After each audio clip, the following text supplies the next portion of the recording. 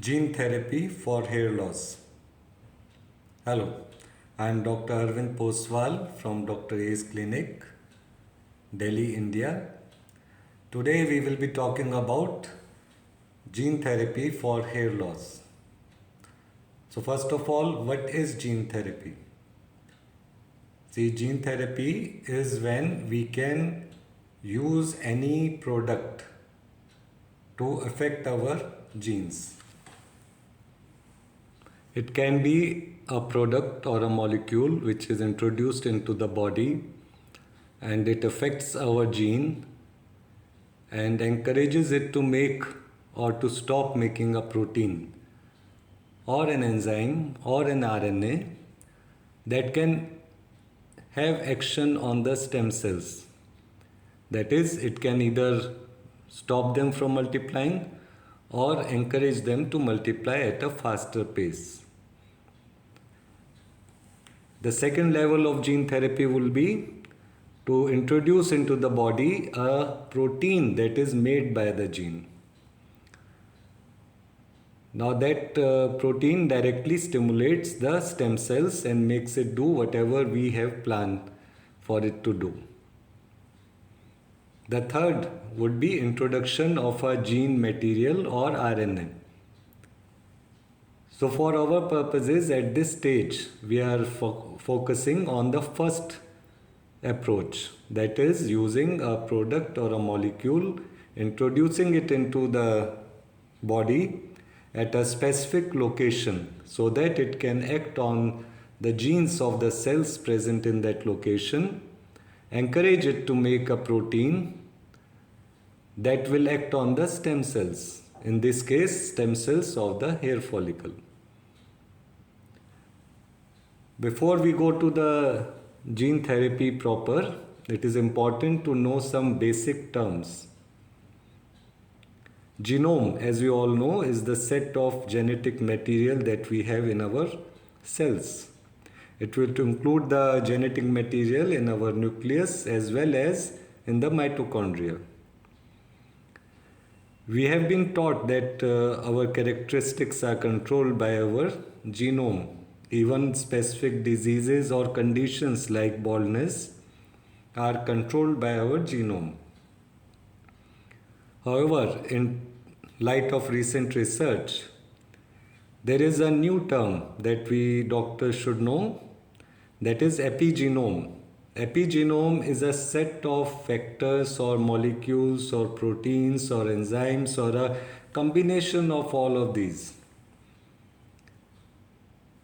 If we were to call it simply, epigenome is the driver of your genome. If genome is our software, then epigenome is the one who operates this software. It is the environment around your genes.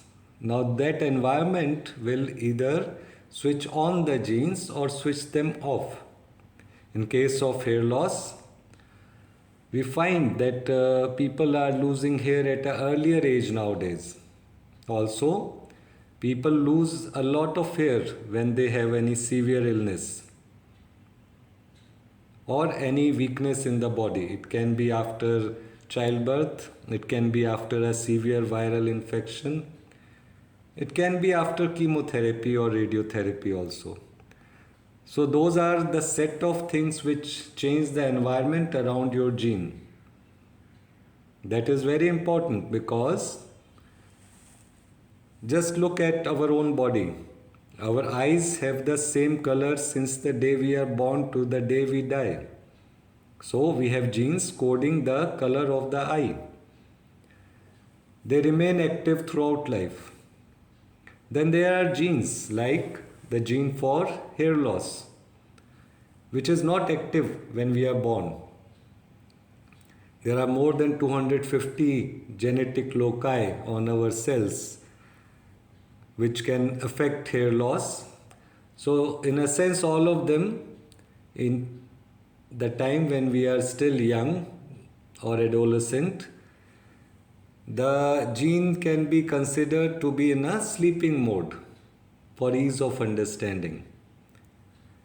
Then comes a time when maybe due to some epigenetic event like a change of residence, a change of diet, change in water, change in environment, any severe illness, change in hormones, all of these can change the environment around the genes or the stem cells of your hair follicle,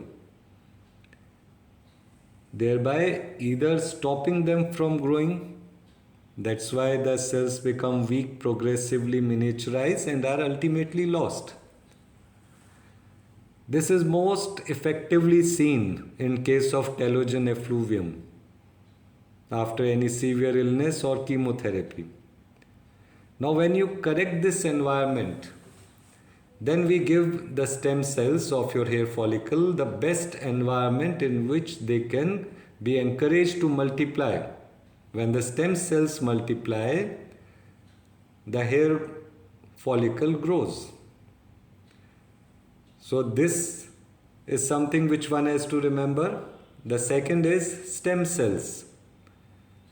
As all of you know what stem cells are, they are the cells which multiply into different types of cells, makes different organs. In the hair follicle, stem cells are located in our dermal papilla or bottom of the root. But they are also located in a niche in the bulge area near the sebaceous gland. After that is the senescent cells or senile cells, something I also called as zombie cells because it best describes them. In our body, including in our hair follicles, the cells can be of different types. A young cell keeps on dividing, but there is a limit till which it can divide. That is often called the Hayflick limit. It will keep on dividing till it reaches a level where its telomeres have shortened so much that it cannot retain its integrity. So at that time, either the cell dies off or the cell escapes the control of our body and becomes a tumor. It keeps on multiplying non-stop without doing its proper functions. But there is a third variant, and that is senescent cells. That is where the cell does not die off, but it also stops multiplying and performing any of its physiological functions. At such a stage, imagine that senescent cell is like a senile person or any senility that occurs at this stage. It leads to production of harmful cytokines or chemicals from that senescent cells. These chemicals affect the cells surrounding that cell, stopping them from multiplying and encourages them also to become senile. Senescent cells are very important in hair because they are the primary cause of our hair turning white. Research has shown that melanocytes in our hair follicle, they turn senescent first of all. And the moment they turn senescent or senile, they start affecting the stem cells around them and also the other keratinocytes and other cells around, and making them also weak and ultimately senile. That is why if you see a person develops white hair in a particular location of his body and shortly thereafter he develops a lot more white hair in the surrounding area, that is senile or senescent cells at work. So now that we have understood the terms, we will now go to gene therapy. How did it all start? It started with the instances where they noticed that when blood is transfused from a young organism into an older one, it may be from a young mice to an older one or from a young human being to an older one. Then they found that a lot of age-related problems in the older organisms vanish. So there are certain products in our blood that have the power to affect our stem cells.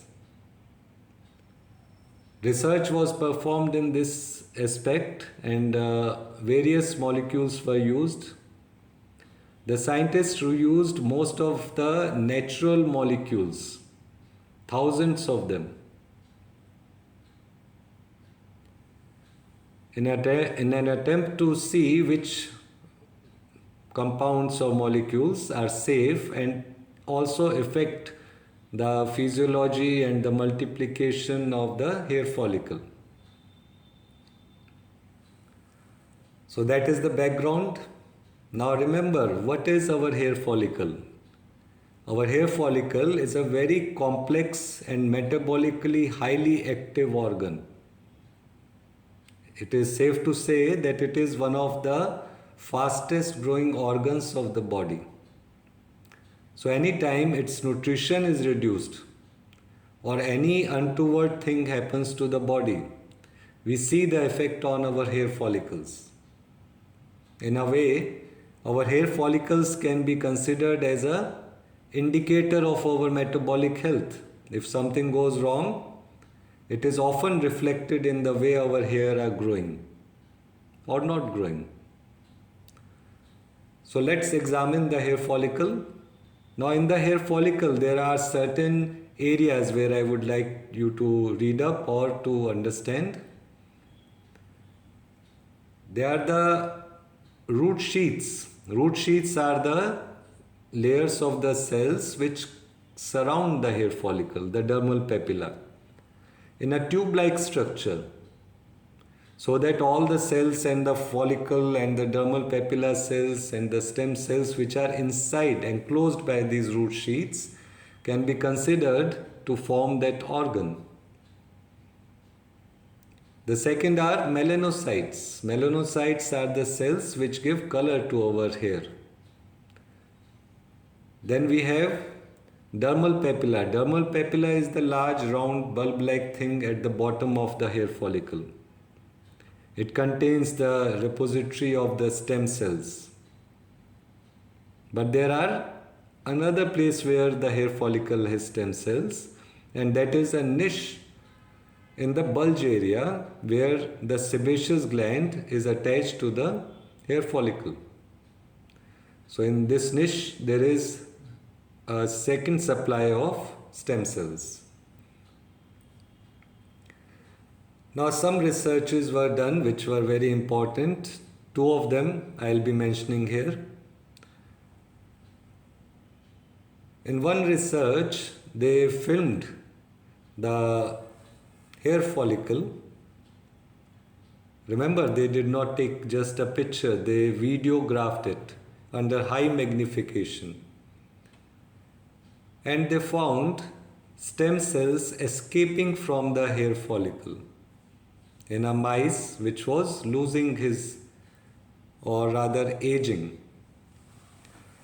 They showed that unlike the previous theory where it was considered that DHT, dihydrotestosterone, it kills or damages our stem cells, the thing was not this.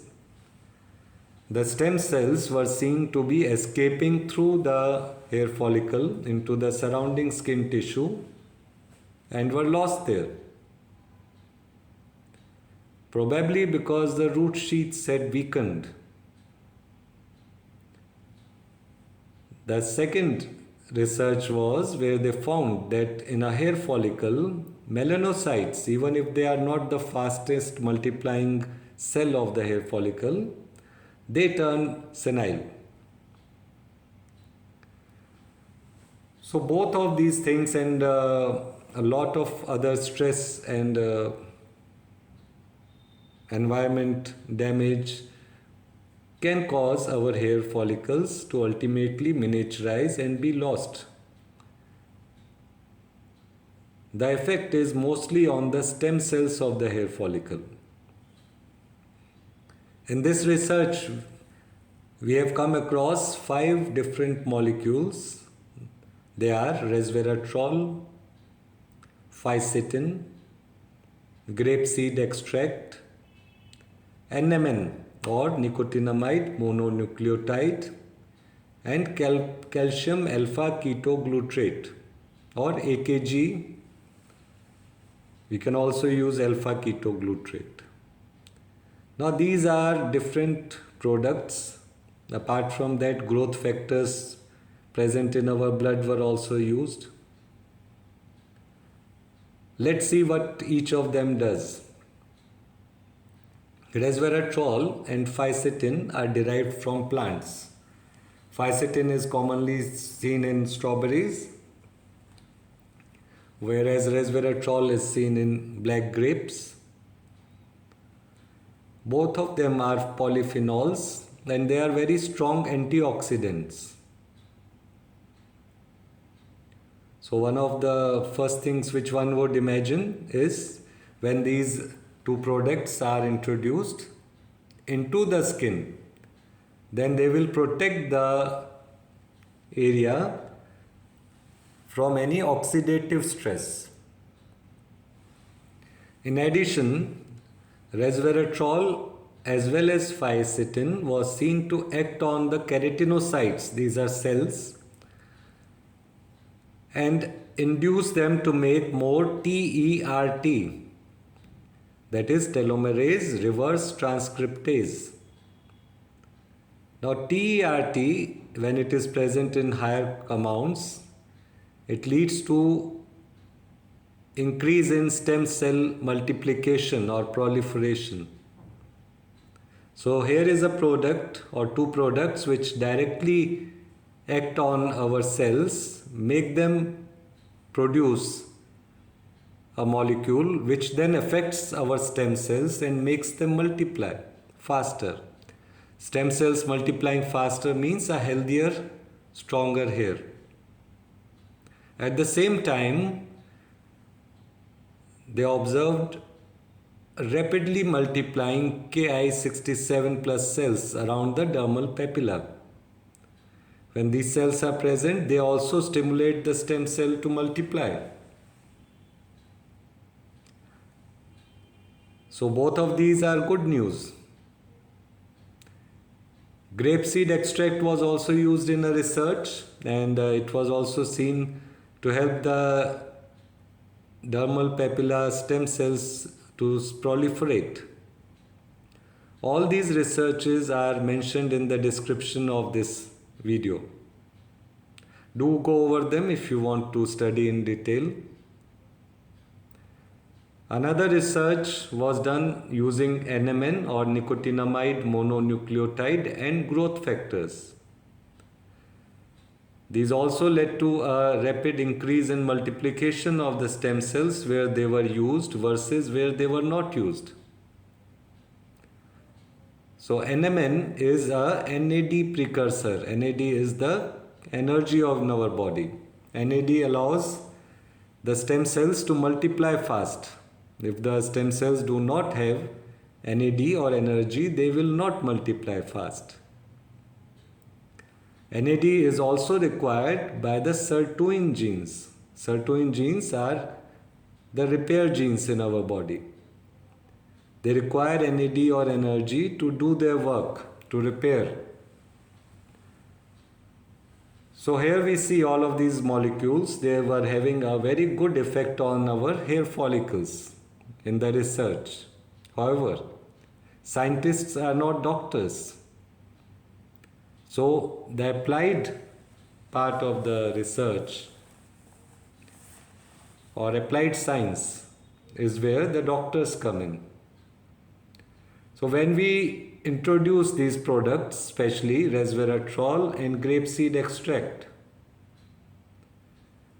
into our dermis, then we notice that they act on the hair follicles and they lead to better hair growth.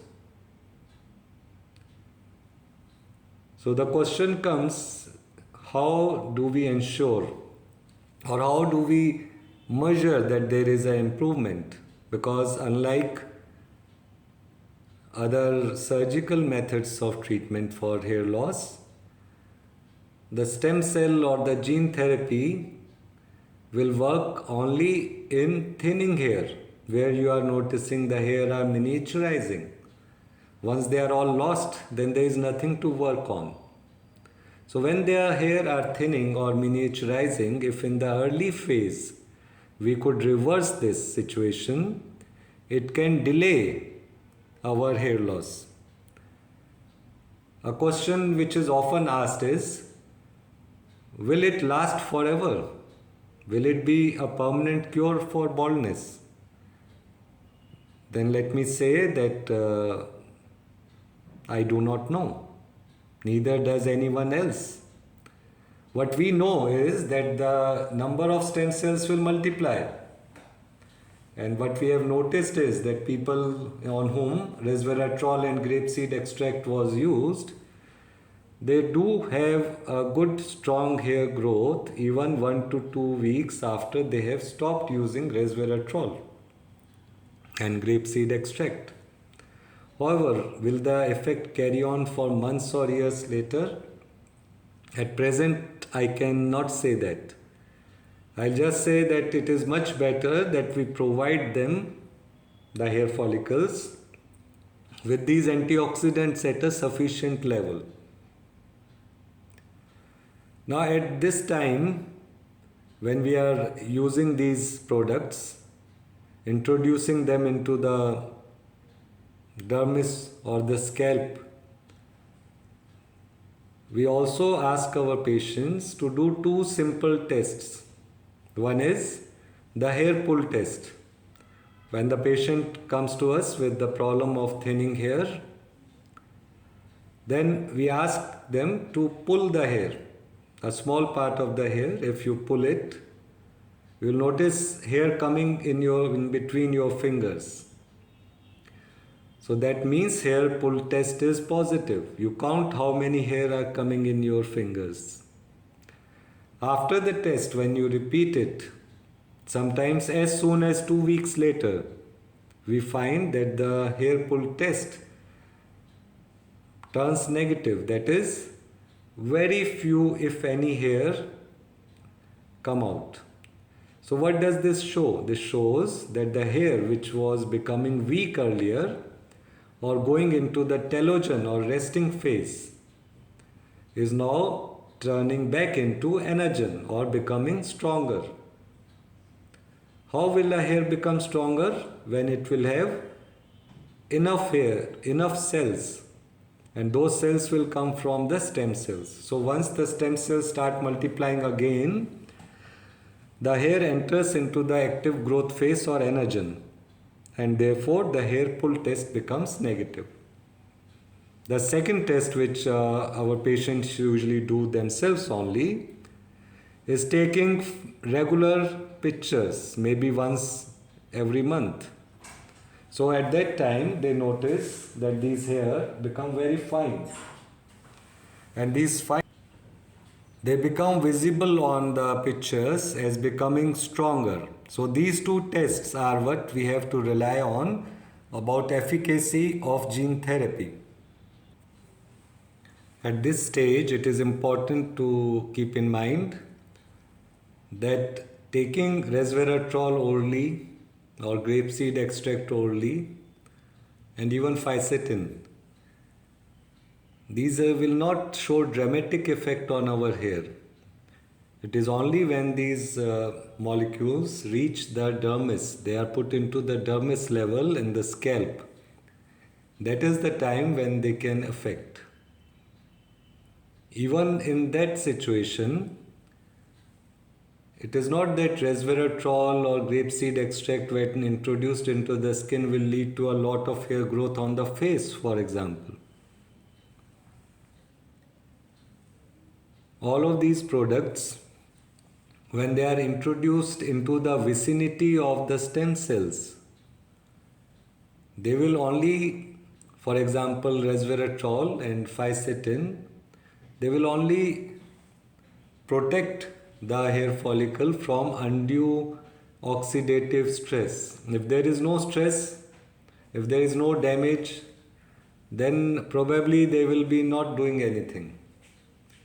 Similarly, NMN, it provides energy for the stem cells to multiply. But just like in a normal human, when they are taking NMN orally, if they are absolutely fit and have good NAD levels, they do not notice any effect of NMN. So in a similar manner, only those stem cells that are lacking in sufficient NAD, they will take up these molecules NMN and use them. So that is a very good news, because it helps us not worry about the cells picking up NMN and starting multiplying helter-skelter like tumor cells. So unless there is a lack of NAD, NMN is not going to do much. Now, we have seen in many patients when we have replicated the same things on the scalp, including my own case, the hair becomes stronger, the fine hair becomes longer and thicker, and some very fine vellus growth, the peach fuzz growth which we normally call it, that turns into slightly longer hair. So this is a good approach in trying to save or delay the hair fall. Moreover, since most of this or all of these are natural products, and they are also considered very safe. They do not have side effects like the standard medicines being used in hair loss right now, like minoxidil and finasteride, especially finasteride. So these are much safer molecules and a much better approach in trying to treat our patients who have hair loss. Now the interesting part of this thing is that gene therapy, as I do it, is in two forms. One is when the initial session is done, at that time we will be doing it in the clinic, so that I can teach the patient how to introduce these products through a derma roller or a derma pen or a derma stamp into the dermis of the scalp, where he or she has thinning hair. We also use growth factors at this time to further potentiate the effect of the session. But once the patient goes home, he is to do the derma rolling once a week and apply the resveratrol and grapeseed extract once every day at least.